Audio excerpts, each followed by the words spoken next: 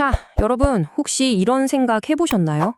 저 멀리 도쿄에 있는 중앙은행이 어떤 결정을 내렸는데 그게 전 세계 비트코인 가격을 들었다 놨다 할 수 있다는 거요? 전혀 상관없어 보이잖아요? 그런데 이 둘 사이에 정말 놀라운 연결고리가 숨어 있습니다. 오늘 바로 그 비밀을 파헤쳐 보겠습니다.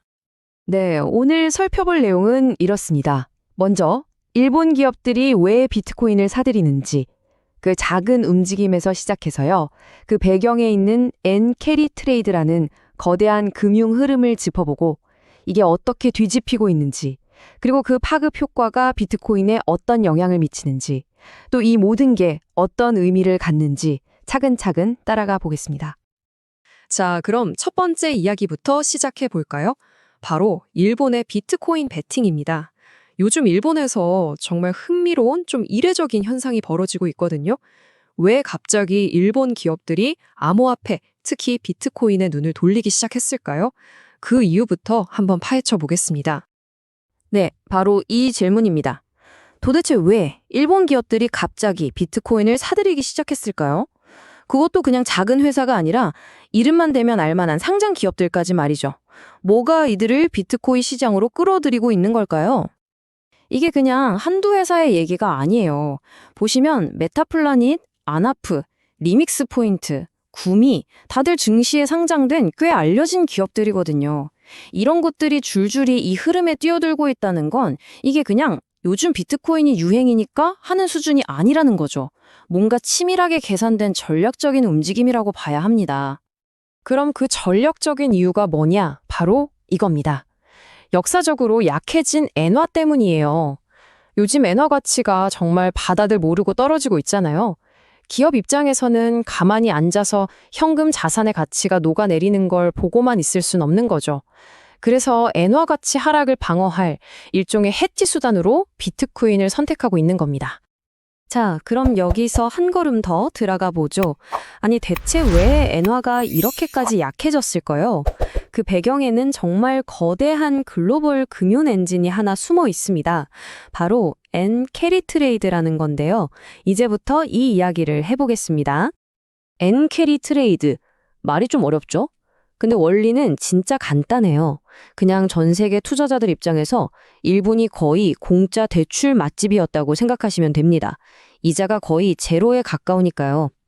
여기서 아주 싼 값의 엔화를 빌려서 이걸 달러로 바꾼 다음에 미국 국채나 주식, 심지어 암호화폐처럼 수익률이 더 높은 자산에 투자해서 그 차익을 먹는 전략인 거죠.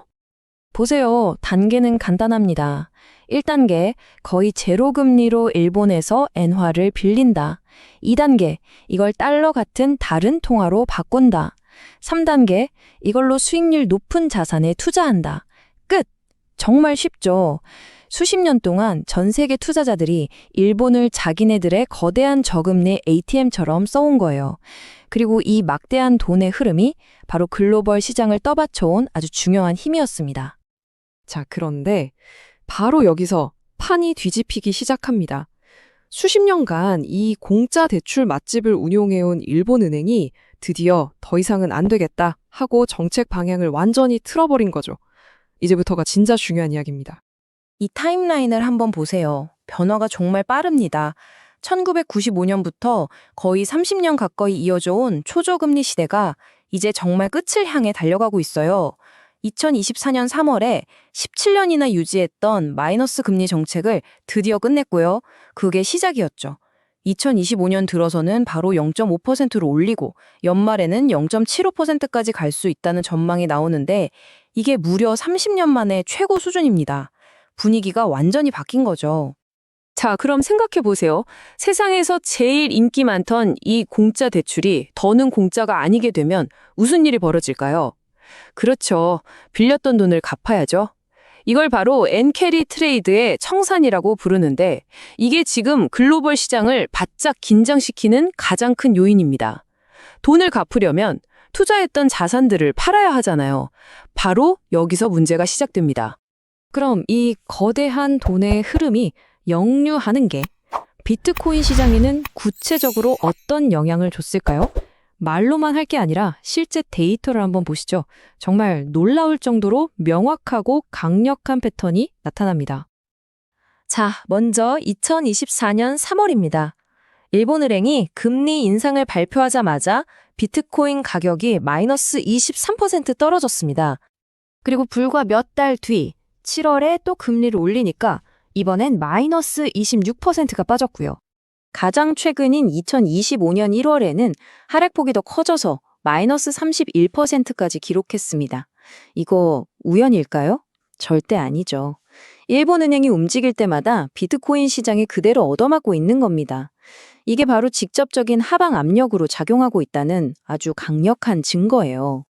자, 그럼 이 예상치 못한 연결고리는 비트코인의 본질에 대해서 우리에게 뭘 말해주고 있는 걸까요? 한 발짝 물러서서 좀 더 큰 그림으로 이 현상의 의미를 한번 짚어보죠. 이게 참 아이러니한 부분입니다. 비트코인의 이상, 그러니까 탄생 철학은 뭐였나요?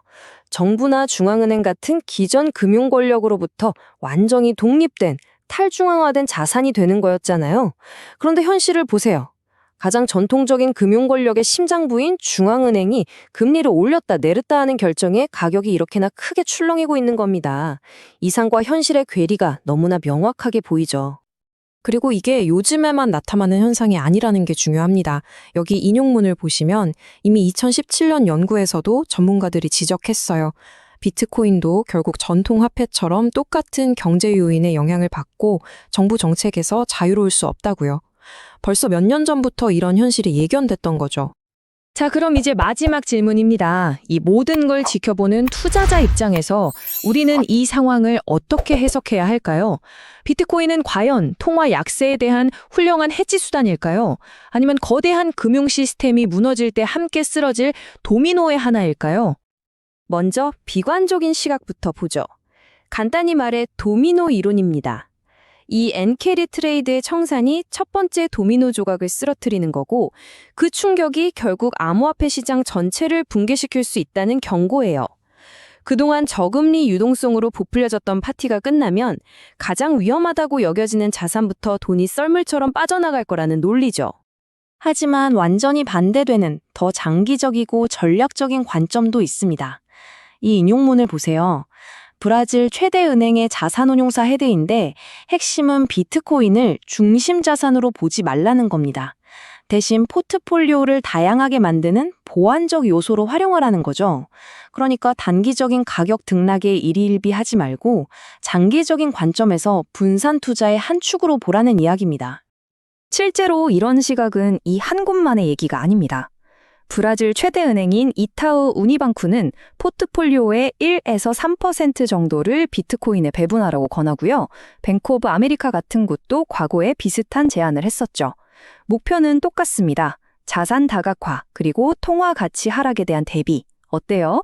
우리 이야기의 맨 처음 일본 기업들이 비트코인을 사는 이유와 정확히 똑같죠? 결국 오늘 우리는 저 멀리 도쿄에서 내린 결정 하나가 어떻게 전 세계 비트코인 시장 전체를 흔들 수 있는지 똑똑히 봤습니다. 이건 비트코인이 그 탄생 이상과는 다르게 보이지 않는 거대한 글로벌 금융 시스템의 끈에 단단히 묶여 있다는 걸 보여주는 거죠. 그래서 마지막으로 이 질문을 던져봅니다. 이렇게 모든 것이 얽히고 설킨 세상에서 과연 그 어떤 것으로부터도 자유로운, 진정으로 독립적인 자산이라는 게 존재할 수 있을까요? 여러분은 어떻게 생각하시나요? 구독과 좋아요는 영상을 만드는데 큰 힘이 됩니다. 감사합니다.